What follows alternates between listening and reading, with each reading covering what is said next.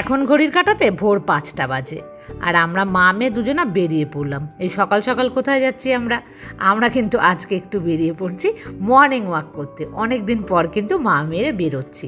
আর বন্ধুরা, এটা দেখতে পাচ্ছ রাজবাড়ির একটা গেট, আর ভেতরে কিন্তু স্কুল আছে, প্রাইমারি স্কুল ছোট বাচ্চাদের। আর আগে জানো তো, যখন ভোট হতো আমি এখানে ভোট দিতে আসতাম, তবে এখন আর এখানে কিন্তু ভোট হয় না। আর এই দেখো আর একটা গেট, অনেকগুলো গেট আছে রাজবাড়ির। এটা কিন্তু একদম রাস্তার ওপর থেকেই দেখা যায় এই গেটটা। তোমাদের অনেকবার আমি দেখিয়েছি, আমি যখন এখান দিয়ে টোটো নিয়ে যাই বা স্কুটি নিয়ে যাতায়াত করি, এই গেটগুলো কিন্তু দেখা যায়। আর বেশ অনেকটা হাঁটার পর একটা শর্টকাট রাস্তা দিয়ে আবার যাচ্ছি। চারিপাশে দেখতে পাচ্ছ জঙ্গল আর কিন্তু জলাশয়। এগুলো হচ্ছে রাজার দিঘি, জানো তো, রাজা কৃষ্ণচন্দ্র যে তার যে মানে বাড়ি, রাজপ্রাসাদ যাকে বলে, সেই রাজপ্রাসাদের চারিপাশে কিন্তু জল দিয়ে ঘেরা ছিল, যেন শত্রুপক্ষ আক্রমণ করতে না পারে। তো সেই কারণ, তবে রাজার সেই যুক্ত সমস্ত সময় বিক্রি হয়ে গেছে, এখন কিন্তু সাধারণ মানুষ কিনে নিয়েছে। আর এই যে সিঁড়ি দেওয়া ঘাট দেখতে পাচ্ছ, এই ঘাটে কিন্তু রাজার আমলে রাজা রানী তার পূজা সময় কিন্তু এখানে স্নান করতো, এই যে জলাশয় এখানে। আর দেখো এই যে পাশ দিয়ে গলি, এই সমস্ত জায়গায় কিন্তু বাড়ি, আমাদের মতন এখন সাধারণ মানুষরা থাকে। আর এখানে দেখো চলে আসলাম একটা বড় ফাঁকা মাঠ, রাজবাড়ির মাঠ। এটা অনেকটা এরিয়া জুড়ে, তোমাদেরকে বলেছে না মেলা হয়, বারোদোল মেলা, এই মাঠটাতেই কিন্তু মেলা হয়। এখানটা তোমাদের দেখানোর চেষ্টা করছি আমি। অনেকটা এরিয়া জুড়ে দেখো একটা মাঠ। আর ওই দূরে দেখতে পাচ্ছ গেট, এগুলো জায়গায় জায়গায় কয়েকটা কিন্তু গেট আছে। আর চারিপাশটা কিন্তু লোকজন ঘিরে, এখন বাড়িঘর হয়ে গেছে। আগে কিন্তু বাড়িঘর ছিল না রাজার আমলে, এখন কিন্তু সবাই জায়গাগুলো বিক্রি করে দিয়েছে ওনারা। আর চলে আসলাম বাড়িতে। কটা বাজে? 6টা বাজে, কিন্তু চলেও এসেছি। আর হাঁটতে গিয়ে দেখো বন্ধুরা, বাঙালির ধর্ম তো কিছু থাকবেই থাকবে, তাই আমি নিম পাতা পেয়েছি, নিয়ে চলে এসেছি। এই নিম পাতা নিতে গিয়ে একটা ঘটনা ঘটেছে, তোমাদেরকে বলছি, দাঁড়াও। প্রচণ্ড ঘেমে গেছি, এত গরম লাগছে, ফ্যান চালিয়ে ওখানে বসেছি। মেয়ে বলছে, তুমি ওখানে ক্যামেরা অন করেছো? আমি বললাম যে হ্যাঁ, একটুখানি ক্যামেরা অন করেছি, আয় না একটুখানি বস, শরীরটা ততক্ষণে ঠান্ডাও হয়ে যাবে। তবে বন্ধুরা, বেশিক্ষণ কিন্তু বসতে পারলাম না, চটপট চলে আসতে হলো, কারণ টাইমে জলটা চলে এসছে। আর এই জলটার মধ্যেই কিন্তু আমাকে কাজগুলো করতে হবে। আর যদি পরে করি তাহলে আমার কী হবে বলো তো, আরও বেশি কষ্ট হবে। এই গরমে একটু করে ফেলি, পরে গিয়ে একটু বসে রেস্ট নিয়ে নেব।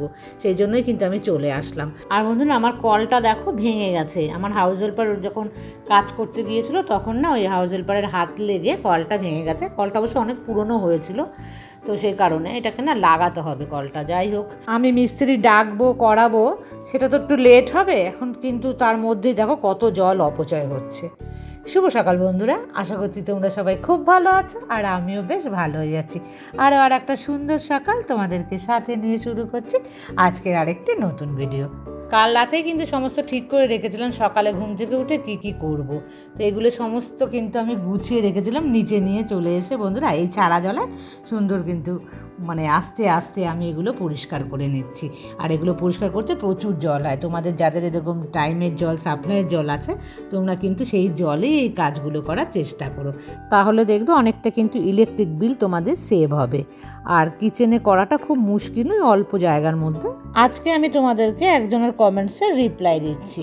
সে হচ্ছে টুম্পা ঘোষ। টুম্পা এর আগেও আমাকে এই কমেন্টসটা করেছিল, বেশ কয়েকদিন ধরেই করছে, আমি না ভুলেই যাচ্ছি এটা রিপ্লাই দিতে, তো আজকে আমি মনে করে দিচ্ছি।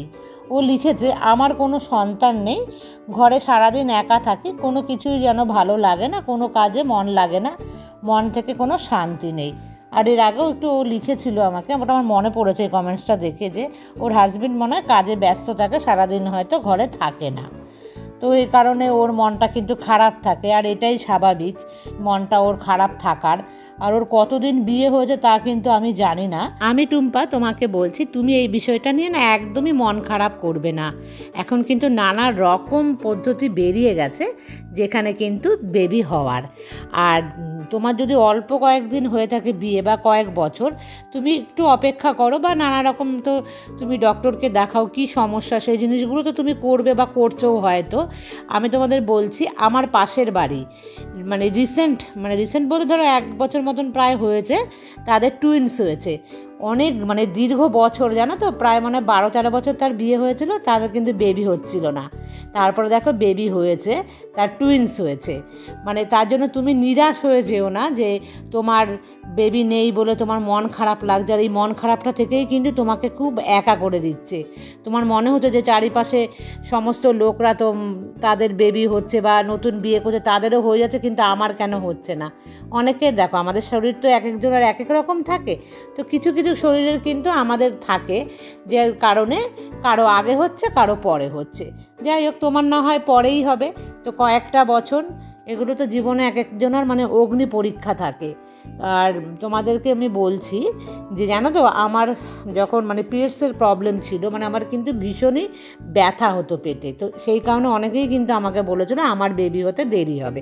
আর তার মধ্যে তোমার হাজব্যান্ডও দেখো বাড়ি থাকে না, তাকে তো কাজের জন্য যেতেই হয়, আর তোমাকে সময় দিতে পারে না, এটাও কিন্তু তোমার ভীষণভাবেই একাকিত্ব। এটা কিন্তু জানি আমি খুব ভালোভাবে। আর আমাদের চারিপাশটা না খুব খারাপ, বেবি হচ্ছে না বলে হয়তো অনেকে অনেক রকম না কথা তোমাকে বলে মনটা খারাপ করে দেবে। তুমি মন খারাপ একদম করবে না, তুমি মন থেকে ঈশ্বরের না খুব আরাধনা করো, মানে তুমি যে ভগবানকে বিশ্বাস করো তাকে পূজা অর্চনা করো, সারাদিন তুমি না ওইসব নিয়ে ব্যস্ত থাকো, গল্পের বই পড়ো, গান শোনো, তোমার যার ব্লগ দেখতে ভালো লাগে তার ব্লগ দেখো, এবং তুমি যদি সবশেষে পারো কিছু কাজ করতে পারো ঘরে বসে, সেগুলোও কিন্তু তুমি করতে পারো তোমার মনটাকে ভালো রাখার জন্য। দেখবে তোমার জন্য কিন্তু ভালো কিছু আসবেই আসবে। হয়তো তোমার জন্য একটু তোমাকে অগ্নি পরীক্ষা দিতে হচ্ছে, একটু সময় দরকার তোমার কাছে, তাছাড়া কিন্তু আর কিচ্ছু নয়। তুমি সবসময় পজিটিভ থাকবে, পজিটিভ থাকলে পজিটিভ হবেই হবে, এটা আমি মন থেকে বিশ্বাস করি। তুমি যদি পজিটিভভাবে নাও না সমস্ত জিনিসকে, দেখবে ঈশ্বর তোমার জন্য খুব ভালো কিছু রেখেছে, সেই ভালো কিছুটা তোমাকে একটু অপেক্ষা করতে হবে, তাছাড়া আর কিচ্ছু নয়। আর মন থেকে তো আমার অনেক মানে শুভকামনা রইল, ভগবান তোমার জীবনে খুব তাড়াতাড়ি এমন একটা সুখের দিন এনে দিক না, যে তুমি আমাকে কমেন্টস করে বলবে দিদি ভাই আমি এত খুশির খবর মানে তোমাকে দিতে পারছি বলে তুমি খুশি হবে। তো বিশ্বাস করো টুম্পা, আমি তোমার জন্য অনেক প্রে করছি ভগবানের কাছে, আর আমার সমস্ত ইউটিউবার বন্ধুদের বলছি তোমরা প্রত্যেকে ওর জন্য একটু প্রে করো, আর ও যেন হাসি খুশি থাকে সব সময়, ও পজিটিভভাবে থাকলে ওর পজিটিভ আসবেই আসবে। আর টুম্পা, তোমাকে না আমার ভীষণ কিন্তু দেখতে ইচ্ছে করছে, মানে তোমার তো ফটো নেই, তুমি পারলে একবার ফটো দিও, আমি তোমার মুখটা একবার দেখতে চাই, আমার ভীষণ ইচ্ছে করছে বোন, তোমাকে একদম মানে কি বলবো না, মানে খুব নিজের কাছের মানে মানুষ বলে কিন্তু আমার মনে হচ্ছে। যাই হোক টুম্পা, তুমি বোন ভালো থেকো আর সুস্থ থাকো, আর শুভকামনা তোমার জন্য সমস্ত কিছু যেন ভালো হোক। সকালে জলখাবার খেয়ে কিন্তু চলে এসেছি আমি আমমুড়ি আর মেয়ে ব্রেড দুধ দিয়ে খেয়েছে, দেখো নিতে চলে এসেছি অনেক দিন পর বন্ধুরা। সেই মনে হয় জানুয়ারি মাসের 1 তারিখে মেয়ে গিয়েছিল, সেই সময় মানে ডিসেম্বর অবধি আমি খেয়েছিলাম চিকেন, তারপর কিন্তু এই আজকেই আনলাম চিকেন। আর চিকেনের দাম মানে অবিশ্বাস্যভাবে কিন্তু কমে গেছে একদম। দেখো এই চিকেনটুকু আমি রেখে দিচ্ছি, আর বাদ বাকি মানে আমি যে অল্প চিকেন নিয়েছি সেটা আজকে আমি রান্না করব। আর এখানে দেখো আলু বয়েল বসিয়েছি আমি, আলুও কিন্তু আমি সব সময় বয়েল করে নিই। আর এই যে এই চিকেনটুকু আমি আজকে রান্না করব। মেয়েকে জানো কতবার বললাম বাবা একটুখানি চিকেন রান্না করে দে, মানে খাওয়া আমাকে, তুই তো বলেছিলি করবি। বিশ্বাস করো এসি ঘরের মধ্যে যে বসে রয়েছে, বেরোচ্ছে না, বলছে আমাকেই করতে হবে। আমি বলছি হ্যাঁ তুই কর না, বলে বলে দেখো আমি সেই রান্না করছি, আমি শুরু করে দিলাম রান্না। আর কী করবো ওর জন্য বসে থেকে বন্ধুরা, এরকম দারচিনি আর এলাচকে না আমি কিন্তু এরকম একটুখানি ড্রাই রোস্ট করে নিই, খুব সুন্দর ফ্লেভার হয় কিন্তু। এই দেখো এবার না মেয়ে এসে যেই তেলটুকু মানে আমি ঢেলেছি, তখন দৌড়ে এসে বলছে দাও দাও আমি করি, মানে সে হচ্ছে আজকে আমার শাশুড়ি মা রান্না করবেন, আর আমি সমস্ত কিছু কিন্তু গুছিয়ে রেখে দিয়েছি। আর তখন এসে উনি এখন খুন্তি নাড়ছেন। যাই হোক, আমি তোমাদের সাথে কিন্তু সেটাই শেয়ার করার চেষ্টা করছি। আর এই যে খুন্তি নাড়া দেখে বুঝতে পারছো যে এ হাতে যে রান্না হয় না। যাই হোক বন্ধুরা, তবুও তোমাদেরকে আমি দেখাবো, মেয়ের না রান্নার কিন্তু একটু আটঘাট আছে জানো তো, ও আবার লাল লাল রান্না ভীষণ কিন্তু পছন্দ করে। এ দেখো ভেজে নিয়ে মশলাটা আমি পেস্ট করে রেখেছিলাম, সেই মশলাটা দিয়েই কিন্তু একটু কষিয়ে নিচ্ছে। এই সম্পূর্ণটা কিন্তু মেয়েই করছে, মেয়ের হাতেই, তোমরা বুঝতে পারছো তো হাত দেখে, এই হাত কিন্তু আমার নয়, মেয়েকে আমি বলে বলে দিচ্ছি অবশ্য, মেয়ে সেগুলো দিচ্ছে। আর এই দেখো চিকেনও দিয়ে দিচ্ছে। আমি বললাম হাতা দিয়ে দিবি, ওরকম একবারে ঢেলে দিবি না, হট করে ছিটকে কিন্তু চলে আসবে মশলা, গায়ে বা ওই দেয়ালে ছিটে যাবে। তো আমি ধরে ধরে কিন্তু হাতে শেখাচ্ছি। আর এই দেখো মেয়ে, দেখেছো চিকেনের ভেতর দিকে কিন্তু তেল ছেড়ে এসছে। আর তারপরে আমি বললাম যে এইভাবে দিবি বা ওইভাবে করবি, আমি কিন্তু সম্পূর্ণ ওকে বলে বলে দিচ্ছি। ও করছে, ও নিজে করতে পারে। মানে চিকেনটাই আগে একবার দুবার তো আমাকে রান্না করে খাইয়েছেই। তবে যাই হোক, আমি যেহেতু ভিডিও করছি না সেই জন্য ওর কাছে আছি, আর না হলে ও নিজের মতন করে নিত। এই দেখো লাল লাল চিকেন কিন্তু মেয়ে রান্না করছে, বেশ সুন্দর কালার এসছে না বন্ধুরা? আমার তো দেখে বেশ ভালোই লাগছে। আর চিকেন রান্নাটা তো অনেক সহজ। আর এই যে দারচিনি এলাচের যে একটা ডাস্ট বানিয়ে রেখেছিলাম সেটাই কিন্তু মেয়ে দিয়ে দিচ্ছে। এই মশলাটা দেবে বন্ধুরা, এটা খেলে না দারুণ লাগে একটা ফ্লেভার, মানে একদম আলাদা কিন্তু একটা ফ্লেভার আসবে। ছাই গরম মশলাটা দিলে অতটা বেশি কিন্তু আমি ভালোবাসি না। এই দেখো এটা কিন্তু আমি রান্না করছি আলু আর ভিন্ডির সবজি। ভাবলাম যে শুধু চিকেন দিয়ে ভাত খাবো, কিছু একটা না হলে না ভালো লাগে না। বাঙালি দেখবে এক সবজি দিয়ে ভাত খেতে কিন্তু পছন্দ করে না। দেখো আমি দেখাচ্ছি, কালারটা একবার নাড়িয়ে দিচ্ছি গরম মশলাটা। আর বন্ধুরা এটা হচ্ছে কাঁচকলা বাটা, আগের দিনের আছে, মেয়ে খায়, যদি খাবে নয়তো আমিই খাবো। আর এই দেখো ভেন্ডি চচ্চড়ি কেমন হয়েছে দেখতে। যাই হোক, যেদিন চিকেন মাটন আর কিচ্ছু লাগে না। এই দেখো মেয়ের হাতের বানানো চিকেনের রঙটা দেখেছো? এর মধ্যে কিন্তু অবশ্যই লাল লঙ্কার গুঁড়ো দেওয়া আছে। আর তারপরে চলে আসলাম বন্ধুরা, এই মাটিতে বসে খাওয়া তো অভ্যাস নেই, গরমের জন্য পারি না কিছুতেই খেতে ওখানে। আর দেখো মেয়ে পুরো মানে একদম শুয়ে পড়ে, একটা কিন্তু কুশন নিয়ে নেয় তারপরেও। আর বন্ধুরা তারপরে চলে এসছে একদম সন্ধ্যের পরে। সারাদিন খুব ব্যস্ত ছিলাম, সকালবেলা হাঁটতে যাওয়া থেকে কিন্তু হাঁপিয়ে গিয়েছিলাম একদম। মুদিখানা দোকানে কিছু জিনিস নিয়ে আসলাম আমি বন্ধুরা। আর এই দেখো নিয়ে এসেছি মেয়ের জন্য, মেয়ে বায়না করেছিল অন্য কিছু, তো আমি অন্য একটা নিয়ে এসেছি। মেয়ে বলছে কী এনেছে? আমি বললাম খুলেই দেখ না কি আছে এর মধ্যে। বলছে বলো না রসমালাই? আমি বললাম না রসমালাই না, তুই খুলে দেখ। মানে এরকম কৌটোতে তো রসমালাই দেয়, সেই জন্য কিন্তু মেয়ে বলছে। কি বলো তো বন্ধুরা, এটা কিন্তু উল্টে পাল্টে গেছে, মানে যে দোকানদার দিয়েছে সে পুরো উল্টে দিয়েছে। মানে এর কিন্তু সে বোঝাই যাচ্ছে না এটা কি। এটা কি বলো তো, ভাপা রসগোল্লা আমাদের এখানে বানাচ্ছে বেশ কয়েকদিন ধরেই।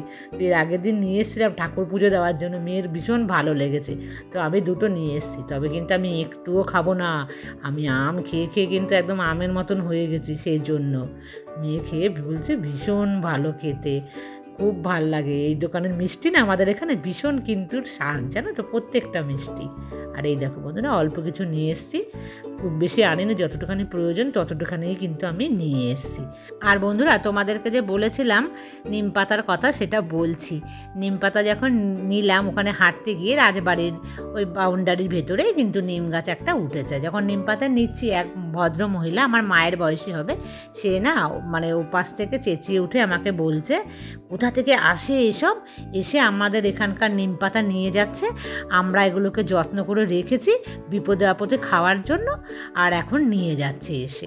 আর আমি জানো তো ওনাকে কিন্তু কিছু বলিনি, মনে মনে তখন ভাবলাম যে এখানে তো অনেক পাতাই রয়েছে, কয়েকটা নিচ্ছি।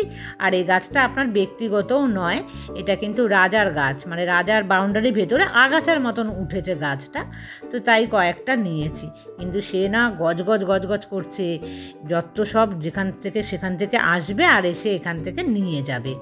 ভীষণ খারাপ হয়ে গেল জানো তো সকাল সকাল মনটা আমার, যে আমাকে কতগুলো কথা বললো, তবে আমি একটা কথারও কিন্তু জবাব দেইনি। কি আর বলতাম বন্ধুরা, উনি একেতেই বয়স্ক মানুষ, তার উপরে হচ্ছে সকাল সকাল, আর সকাল সকাল জবাব দিলে কিন্তু বিশাল আকারে একটা ঝগড়া হয়ে যেত। সেই কারণে কিন্তু আমি চুপই থাকলাম, আর চুপ থাকাটাই আমার মনে হলো সবচাইতে ভালো। তো বন্ধুরা এই ছিল আজকে সারাদিনের রুটিন, তোমাদের সবটাই শেয়ার করলাম। আর আজকের মতন এই পর্যন্তই রাখছি, আবার তোমাদের সাথে দেখা হবে নেক্সট ব্লগে। ততক্ষণ তোমরা সবাই খুব ভালো থেকো, টাটা।